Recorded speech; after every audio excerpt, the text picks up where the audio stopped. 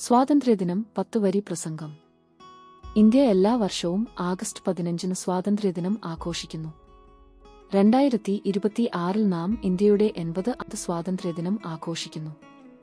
1947 August 15-ന് India British ഭരണത്തിൽ നിന്ന് സ്വാതന്ത്ര്യം നേടി.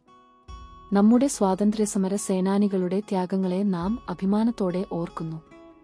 മഹാത്മാഗാന്ധി, സുഭാഷ് ചന്ദ്രബോസ്, ഭഗത് സിംഗ് തുടങ്ങി നിരവധി ധീരന്മാർ നമുക്ക് പ്രചോദനമായി. നമ്മുടെ ദേശീയ പതാക നമ്മുടെ ഐക്യത്തിന്റെയും അഭിമാനത്തിന്റെയും പ്രതീകമാണ്.